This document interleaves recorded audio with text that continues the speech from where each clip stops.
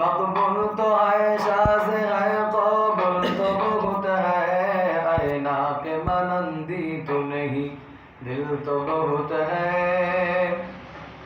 आईना के मानंदी तो नहीं दिल तो बहुत है कुल्फत में बराबर के वफा हो के जफा हो ऐ चीज़ों में लाज़त हो अगर दिल में मज़ा हो ऐ चीज़ों में लाज़त हो अगर दिल में मज़ा हो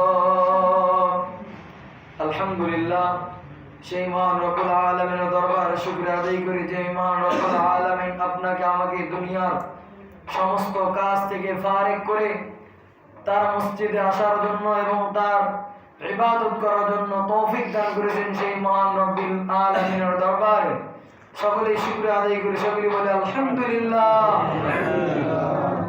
আল্লাহ রব্বুল আলামিন বলেন যে যত আমার শুকরিয়া আদায় করে আমি তার তত নিয়ামত বাড়ায়া দেব সেই মহামানবের প্রতি দরুদ পড়ে যে মহামানবকে সৃষ্টি না করলে আল্লাহ রাব্বুল আলামিন এই দুনিয়ার কোনো কিছু সৃষ্টি করে দেন না সেই মহামানবের প্রতি সংক্ষিপ্ত আকারে ছোট্ট একটি দরুদ পড়ে সকলে বলি সাল্লাল্লাহু আলাইহি ওয়াসাল্লাম। সম্মানিত মুহতারাম, আল্লাহ রাব্বুল আলামিন আজকে যে আমাদেরকে শাবানের দ্বিতীয় সপ্তাহে মসজিদে আসার তৌফিক দান করেছেন এবং সেই মহান রব্বুল আলামিনের দরবারে আরো লাখ কোটি শুকরিয়া আদায় করি যে মহান রব্বুল আলামিন আপনাকে আমাকে সামনে যে আমাদের শবে বরাত আসতেছে এই জন্য যে আল্লাহ রব্বুল আলামিন আজকে যে মসজিদে আসি আমাদেরকে কিছু কথা বলার এবং শোনার তৌফিক দান করেছেন এই জন্য আল্লাহ রব্বুল আলামিনের দরবারে আরো একবার শুকরিয়া আদায় করি সকলে বলে আলহামদুলিল্লাহ। তো আজ শাবান মাসের দ্বিতীয় সপ্তাহ, আমরা গত জুমার শাবান মাসের ফজিলত এবং আমাদের করণীয় আলোচনা শুনেছিলাম। তো আজকে আমাদের আলোচনার বিষয় হচ্ছে শবে বরাত। আগামী 15 শাবান আমাদের সামনে অতি নিকটে। তো এই 15 শাবানের পূর্ণময় রজনী, যাকে আরবিতে লাইলাতুল বরাত বলা হয় এবং ফারসিতে বলা হয় শবে বরাত এবং হাদিসের ভাষা অনুযায়ী বলা হয় লাইলাতুল নিসফু মিন শাবান। তো যাই হোক, আল্লাহ রাব্বুল আলামিন যে আপনাকে আমাকে এই শাবান মাসের জন্য সেই শাবান মাসে মসজিদে আসার বসার তৌফিক দান করেছেন, জন্য আল্লাহর কাছে লাখ লাখ কোটি শুকরিয়া। তো ভাই, আজকে আমাদের শাবানের বিষয়ে আলোচনা। তো শবে বরাত, এই শবে বরাত যেটা ছিল আমাদের সামনে যে আসতেছে শবে বরাত, এই শবে বরাতের ফজিলত সম্পর্কে তো আজকে দেখা যাইতেছে আমাদের সমাজে এই শবে বরাত নিয়ে কিছু দ্বন্দ্ব চলতেছে। কেউ কেউ বলতেছে যে শবে বরাত বলতে কিছুই নাই, কেউ কেউ বলতেছে যে শবে বরাতে কিছুই করা লাগবে না, কোনো ইবাদত নির্দিষ্ট কোনো ইবাদত নাই। তো আমি আলোচনা পরে করতেছি। তো আমাদের ভাই বলেন যে এখন আমরা আমাদের যে লামাযাবি যে ভাইরা আছে, এই ভাইয়ের দলরা বলেন যে যদি আমরা টেলিভিশন আর ইউটিউবের ওয়াজ শুনি, ধর্মসম্য করি, তাহলে ধর্মের যে কি অবস্থা হবে তা আল্লাহ রাব্বুল আলামিন ভালো জানেন। তারা বলতেছেন যে শাবান বলতে কিছুই নাই, যে শবে বরাত বলতে কিছুই নাই। তো আরেকজন আলেমে ফতোয়া দেয় যে মানুষের জীবনে যে উমরি কাজা আছে, যে উমরি কাজা করলে যে বলা যায় নামাজ কাজা করলে যে উমরি কাজা বলা হয়, যে এই নামাজ নাকি কাজা হলেই নামাজ আর পড়া লাগবে না। সে ফতোয়া দিতেছে, টেলিভিশনের মধ্যে ফতোয়া দিতেছে, ইউটিউবে ফতোয়া দিতেছে যে হলো এই উমরি কাজা নামাজ আদায় করা লাগবে না। কি করা লাগবে না? মানুষের জীবনে যে কাজা নামাজগুলো যে কাজা হয়ে যায়, এই নামাজগুলো নাকি কাজা পড়া লাগবে না। যে নামাজটা কাজা হয়ে যাবে সে নামাজটা পড়া লাগবে না, তার বিপরীত সে নফল নামাজ পড়বে, অন্য কোনো ইবাদত করবে। তো যদি এইটাই হইতো যে নামাজ প্রতিদিনের নামাজ কাজা হয়ে গেলে সে নামাজ আর পড়া লাগবে না, অথচ রাসূল আরবি সাল্লাল্লাহু আলাইহি ওয়াসাল্লামের খন্দকের যুদ্ধে খন্দকের সময় যখন তিনি গর্ত খনন করেছিলেন, ওই গর্ত খনন করতে রাসূল আরবি সাল্লাল্লাহু আলাইহি ওয়াসাল্লামের 4 ওয়াক্ত নামাজ কাজা হয়েছিল। কয় ওয়াক্ত নামাজ কাজা হয়েছিল? 4 ওয়াক্ত নামাজ কাজা হয়েছিল। তো রাসূল আরবি সাল্লাল্লাহু আলাইহি ওয়াসাল্লাম এই 4 ওয়াক্ত নামাজ আযান ইকামত সহকারে আদায় করেছিলেন। যদি ওই রকম হতো যে নামাজ জীবনে তার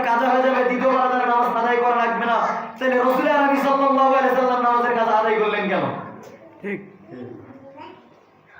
কথা ঠিক না ভাই? ঠিক। ঠিক যদি নামাজ কাজা হয়ে গেলে আদায় করা লাগবে না। রাসূল আরবি সাল্লাল্লাহু আলাইহি ওয়াসাল্লাম নামাজ কাজা হয়ে যাওয়ার পর নামাজ আদায় করেছেন না করেছেন? নামাজ আদায় করেছেন, নামাজ কাজা আদায় করেছেন। তো এদিকে আমরা খেয়াল রাখবো আমাদের জীবনে যে নামাজ কাজা হয়ে গিয়েছে এই নামাজগুলো আদায় করার চেষ্টা করবো তো ইনশাআল্লাহ। ইনশাআল্লাহ।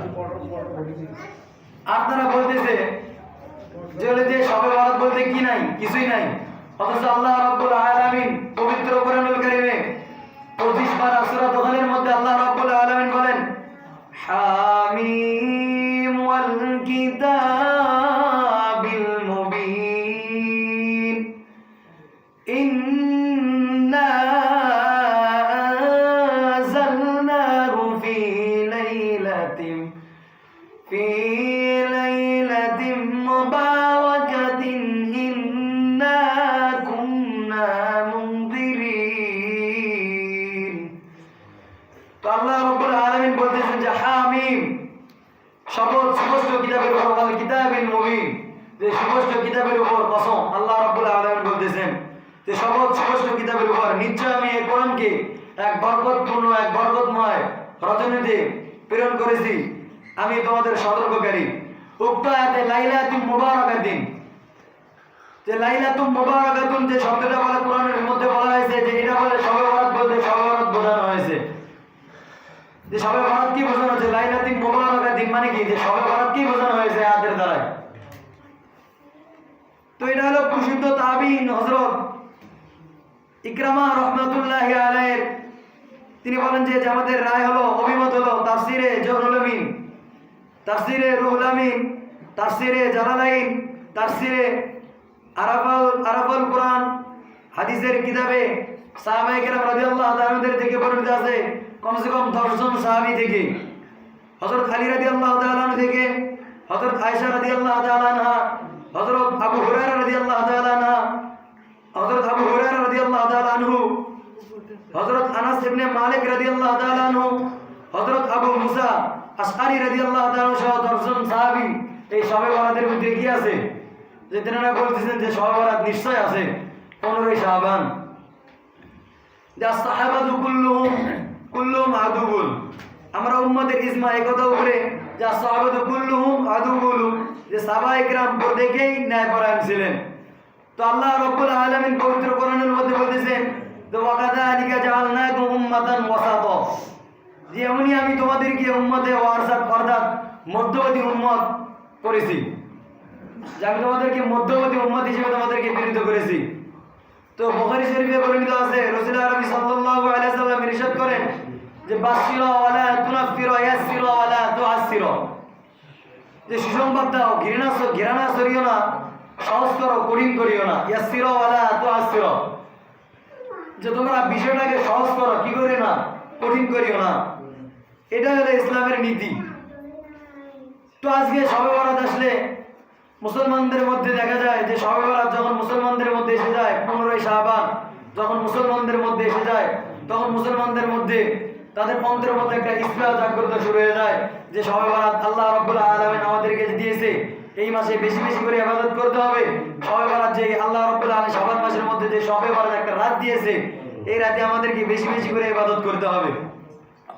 তো আল্লাহর কাছে মুনাজাত করতে হবে, আল্লাহর কাছে দোয়া করতে হবে, আল্লাহর কাছে গুনাহ মাফ চাইতে হবে। এমন ভাবে মাফ চাইতে হবে যেমন প্রেমিকের মধ্যে যেরকম ভালোবাসা তৈরি হয়ে যায়। তো একজন কবি সুন্দর ভাষায় তার কথা অনুযায়ী তিনি বলতেছেন যে মাইনে আশো মাশো কে দারে ছে রাজমিস কিরামিন কাতিবিনে রহম খবর নিস, যে তোমরা আল্লাহর সাথে এমন প্রেম করো, এমন ভালোবাসা করো রাত্রের মধ্যে, তোমাদের সাথে যে 2 জন ফেরেশতা আছে কিরামিন কাতিবিনে যেন না জানে। যে তোমরা রাতের মধ্যে এমন ভাবে আল্লাহর সাথে এমন ভাবে ইবাদত করো, আল্লাহর সাথে এমন ভাবে ধ্যানে মগ্ন হয়ে যাও যে তোমাদের জানে বাবা যে কিরামিন কাতিবিন আছে তারাও যেন না জানে। তো শবে বরাত আল্লাহ রাব্বুল আলামিন আমাদেরকে দিয়েছে, এই শাবান মাসের মধ্যে দিয়েছেন, এই জন্য আল্লাহ রাব্বুল আলামিনের কাছে শুকরিয়া আদায় করা দরকার। তো এই শাবান মাসে শুধু মসজিদে যে ইবাদত করতে হবে এটা নয়, এই শবে বরাতের মধ্যে যে মসজিদে ইবাদত করতে হবে এটা নয়, কেননা রাসূল আরবি সাল্লাল্লাহু আলাইহি সাল্লাম হাদিসের মধ্যে বলেন যে লা তাজআলু বিয়ুতাকুম মাকাবির, যে তোমরা তোমাদের ঘরকে কবরস্থান বানিও না। কি বানিও না? তোমরা তোমাদের ঘরকে কি বানিও না? কবরস্থান বানিও না। কবরস্থানে যেরকম ভাবে কোনো ইবাদত বন্দেগী হয় না, তেমনিভাবে তোমাদের ঘরকে কখনো কি করিও না? কবরস্থান বানিও না। তোমরা তোমাদের ঘরের মধ্যেও ইবাদত করতে পারো। এইভাবে আমাদের ঘরের মধ্যে এবার নামাজ পড়ার জায়গা নেই বিধায় আমরা মসজিদের মধ্যে এসে আল্লাহ রাব্বুল আলামিনের ইবাদত করি।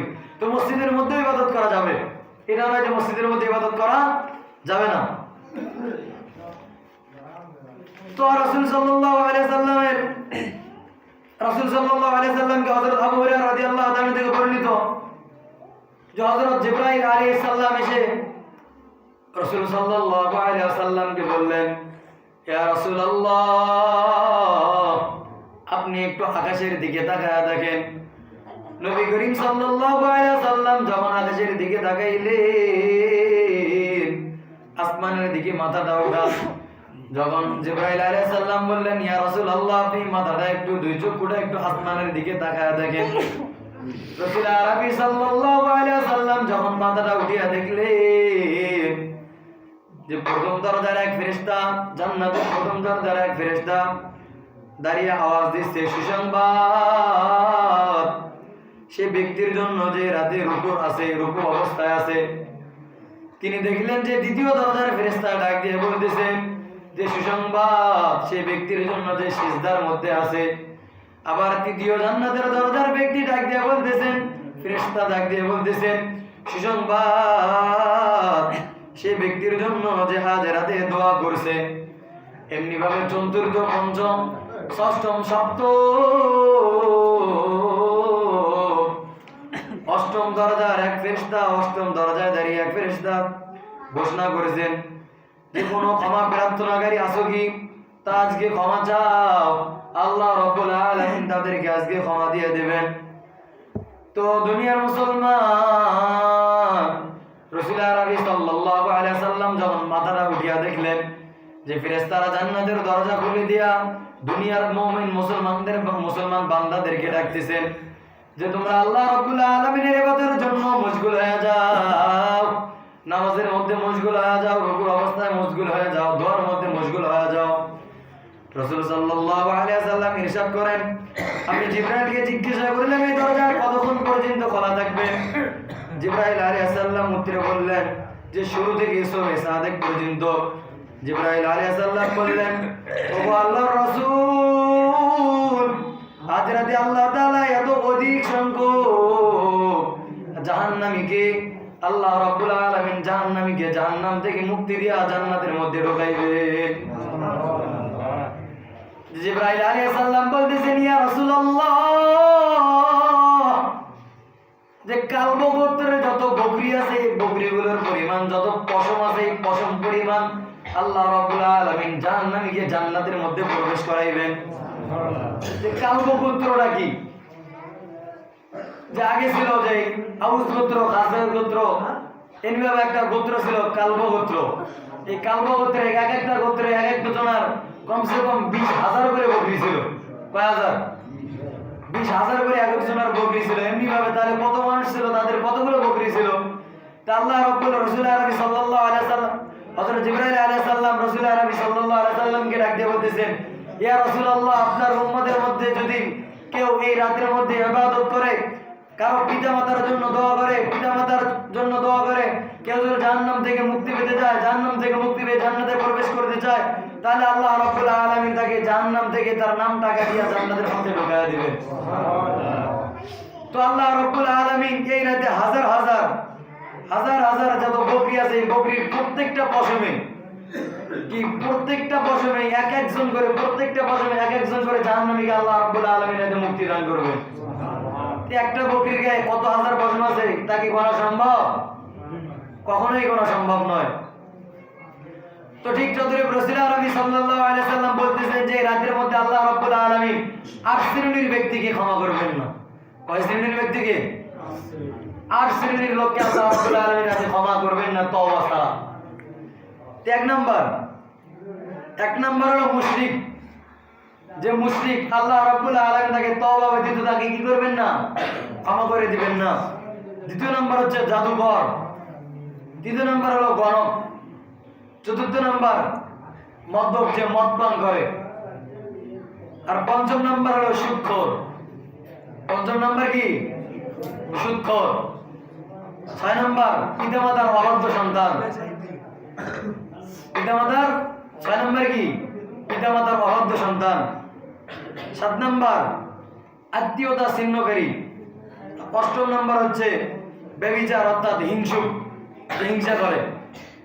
তো এই জায়গায় 7ম নাম্বারে যে বলেছিলেন যে আত্মীয়তা ছিন্নকারী, তো রাসূল আরবি সাল্লাল্লাহু আলাইহি সাল্লামের এক হাদিসের মধ্যে বলা যায়, বুখারী শরীফের হাদিস, যে লা ইয়াদখুলুল জান্নাতা গাত্তাব, যে আল্লাহ রাব্বুল আলামিন আত্মীয়তা ছিন্নকারী জান্নাতে প্রবেশ করবে না। যে আত্মীয়তার সম্পর্ক নষ্ট করে যায়, যে আত্মীয়তার সাথে ভালোবাসা রাখে না। আমাদের সমাজে দেখা যায় যে ভাই ভাইয়ের সাথে বনে না, বন্ধু বন্ধুর সাথে বনে না, পাড়া প্রতিবেশীর সাথে পাড়া প্রতিবেশীর মেলে না, এমন আছে না নাই? যে বোন বোনের সাথে সম্পর্ক রাখে না, বোন বোনের সাথে সম্পর্ক রাখে না, এটা আত্মীয়। যারা এই আত্মীয়তা ছিন্ন করবে, আত্মীয়দের সাথে সম্পর্ক রাখবে না, এই আত্মীয়তার সাথে যদি কেউ সম্পর্ক রাখে তাহলে এই ব্যক্তি কখনোই কোথায় যাবে না? জান্নাতে প্রবেশ করবে, কখনোই প্রবেশ করবে না যতক্ষণ দেশে তওবা না করেছে, তাদের কাছে মাপ না চাইতেছে।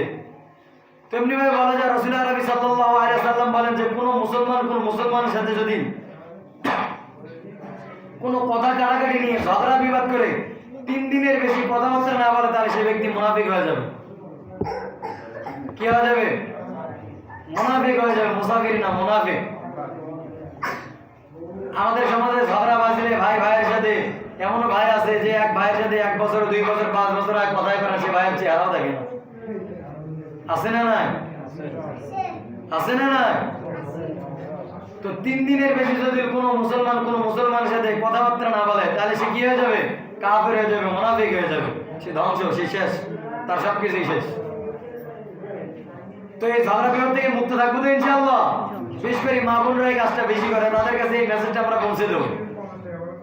তো সবাই বলাদের আমল, এর রাতে রাসূল আরবি সাল্লাল্লাহু আলাইহি ওয়াসাল্লাম 3টি আমলের কথা বলেছেন। কয়টি আমলের কথা বলেছেন? 3টি আমলের কথা বলেছেন। যে কবর জিয়ারত করা, 1 নাম্বার হচ্ছে কবর জিয়ারত করা, আর 2য় নাম্বার হচ্ছে রাত জেগে ইবাদত করা, আর 3য় নাম্বার হচ্ছে পরের দিন রোজা রাখা। এই শবে বরাতের রাসূল আরবি সাল্লাল্লাহু আলাইহি ওয়াসাল্লাম 3টি আমলের কথা বললেন। 1 নাম্বার কবর জিয়ারত করা, 2য় নাম্বার কি? রাত জেগে ইবাদত করা, সারা রাত ইবাদত করা, আর 3য় নাম্বার হচ্ছে পরের দিন একটা রোজা রাখা। তো রাসূল আরবি সাল্লাল্লাহু আলাইহি ওয়াসাল্লাম হযরত আয়েশা সিদ্দিকা রাদিয়াল্লাহু তাআলা থেকে বর্ণিত, একবার 15 শাবান, ভাই একটু কথা না বলি, কথাগুলো একটু মনোযোগ দিয়ে শুনি। তো রাসূল আরবি সাল্লাল্লাহু আলাইহি ওয়াসাল্লাম একবার হযরত আয়েশা সিদ্দিকা রাদিয়াল্লাহু তাআলা থেকে বর্ণিত, যে তিনি বলেন যে রাসূল আরবি সাল্লাল্লাহু আলাইহি ওয়াসাল্লামের একটা নিয়ম ছিল, যে রাসূল সাল্লাল্লাহু আলাইহি ওয়াসাল্লামের যত স্ত্রী ছিল, রাসূল আরবি সাল্লাল্লাহু আলাইহি ওয়াসাল্লাম প্রত্যেকটা স্ত্রীর কাছে প্রত্যেক রাতেই তিনি ভাগ করেছেন, প্রত্যেক রাতে স্ত্রীর কাছে যাইতেন। তেমনি ভাবে 15 শাবান রাতে হযরত আয়েশা সিদ্দিকা রাদিয়াল্লাহু তাআলা আনহার পালা ছিল যে তিনার ঘরে রাসূল আরবি সাল্লাল্লাহু আলাইহি ওয়াসাল্লাম আগমন করবেন। তো যখন রাসূল আরবি সাল্লাল্লাহু আলাইহি ওয়াসাল্লাম যখন আয়েশা সিদ্দিকা রাদিয়াল্লাহু তাআলা আনহার ঘরে গেলেন, তখন ঘরে যাওয়ার পর রাসূল আরবি সাল্লাল্লাহু আলাইহি ওয়াসাল্লাম কাপড় মোবারক খোলা শুরু করে দিলেন। তখন কাপড় খুলতে না খুলতে আবার পুনরায় কাপড় পরে রাসূল আরবি সাল্লাল্লাহু আলাইহি ওয়াসাল্লাম আয়েশা রাদিয়াল্লাহু তাআলা আনহার ঘর থেকে বাইরে হয়ে চলে গেলেন। তখন আয়েশা সিদ্দিকা রাদিয়াল্লাহু তাআলা আনহা মনে করলেন যে রাসূল আরবি সাল্লাল্লাহু আলাইহি ওয়াসাল্লাম আমাকে ধোঁকা দিয়ে চলে গেলেন। তিনি আমার ঘর ব্যতীত আমার ঘরে তো থাকার কথা আজকে রাতে, তিনি আজকে আমার ঘরে না থেকে হয়তো বা আমার কোনো সতীনের ঘরে গিয়েছেন। তখন আয়েশা সিদ্দিকা রাদিয়াল্লাহু তাআলা আনহা ঘরের মধ্য থেকে বাইর হইয়া তিনি তার প্রত্যেকটা সতীনের ঘরে ঘরে দেখলেন যে রাসূল কোথাও কোনো সতীনের ঘরে গিয়েছে কিনা। তখন নবী করিম সাল্লাল্লাহু আলাইহি ওয়াসাল্লামকে দেখলেন যে কোনো স্ত্রীর কোনো সতীনের ঘরে পাইলেন না। তখন আয়েশা সিদ্দিকা রাদিয়াল্লাহু তাআলা আনহা একটু অগ্রসর হওয়া শুরু করে দিলেন। তখন তিনি দেখলেন যে জান্নাতুল বাগীতে রাসূল আরবি সাল্লাল্লাহু আলাইহি ওয়াসাল্লাম জান্নাতুল বাকিতে সমস্ত মুর্দাদের জন্য দোয়া করতেছেন। তখন আয়েশা সিদ্দিকা রাদিয়াল্লাহু তাআলা আনহা সাত এমন কারবার দেখে তিনি ঘরের মধ্যে আসিয়া বসিয়া গেলেন। রাসূল আরবি সাল্লাল্লাহু আলাইহি ওয়াসাল্লাম কবর জিয়ারত করার পর যখন আয়েশার ঘরে গেলেন, তখন আয়েশাকে যা ডাক দিয়ে বললেন, আয়েশা তুমি এত বিচলিত হয়েছে কেন, তুমি এত ভয় ভয় কেন? তখন আয়েশা সিদ্দিকা রাদিয়াল্লাহু তাআলা ডাক দিয়ে বললেন, ইয়া রাসূলুল্লাহ, যখন আপনি আমার ঘরের মধ্যে ঢুকেছিলেন আর যখন ঘর থেকে বাইর হয়ে গেলেন, আমি ভাবলাম যে আপনি আপনার কোন স্ত্রীর কাছে গেছেন। এই জন্য আমি আপনার পুরা স্ত্রীর আবার সতীনের ঘরগুলো দেখলাম যে আপনি কোথাও নাই। অবশেষে দেখলাম আপনি কবরস্থানে যায় কবর জিয়ারত করতেছেন। তখন রাসূল আরবি সাল্লাল্লাহু আলাইহি ওয়াসাল্লাম ডাক দিয়ে বললেন, আয়েশা, ইতিমধ্যে জিবরাইল আলাইহিস সালাম আমার কানে এসে বলল, রাসূল আজকে 15 শাবানের রাত অর্থাৎ শবে বরাত, আপনি ইবাদতের মধ্যে মশগুল হয়ে যান। তখন নবী করিম সাল্লাল্লাহু আলাইহি ওয়াসাল্লাম আয়েশাকে ডাক দিয়ে বললেন, আয়েশা তুমি আজকে রাত্রিতে কি আমাকে একটু সুযোগ দেবে, আমি ইবাদত করব, ইবাদত বন্দেগীর মধ্যে লিপ্ত হয়ে যাব। তখন আয়েশা রাদিয়াল্লাহু তাআলা ডাক দিয়ে বললেন, ওগো আল্লাহর রাসূল, ইয়া রাসূলুল্লাহ, ইয়া হাবিবাল্লাহ, আল্লাহ রাসূল কি কারো অনুমতি নিয়ে ইবাদত করে নাকি? তখন নবী করিম সাল্লাল্লাহু আলাইহি ওয়াসাল্লাম ডাক দিয়ে বললেন, আয়েশা আমি তো প্রত্যেক আদতে ইবাদত করি, আল্লাহর হুকুম বিধান আমল করি, আল্লাহর আদেশ পালন করি, নফল ইবাদত করি, তাহাজ্জুদ করি, সবকিছুই তো মেনে চলি। কিন্তু আজকের যে রাত শবে বরাত, কিন্তু এই রাতে যে তোমার হক আদায় করা দরকার, সেটা যদি আমি তোমার হক আদায় করে দিছি না, এই জন্য আমি তোমার কাছ থেকে অনুমতি চাইতেছি। যদি তুমি অনুমতি দাও তাহলে আমি একটু আল্লাহর ইবাদতের মধ্যে মশগুল হয়ে যাব। তখন আয়েশা সিদ্দিকা রাদিয়াল্লাহু তাআলা বললেন, হ্যাঁ হ্যাঁ, কেন দেব না, আমি আপনাকে কেন সুযোগ দেব না। তখন রাসূল আরবি সাল্লাল্লাহু আলাইহি ওয়াসাল্লাম আয়েশার থেকে অনুমতি নেওয়ার পর তখন তিনি ঘরের মধ্যে আল্লাহর ইবাদত করা শুরু করিয়া দিলেন। তখন নবী করিম সাল্লাল্লাহু আলাইহি ওয়াসাল্লাম সিজদার মধ্যে গেলেন।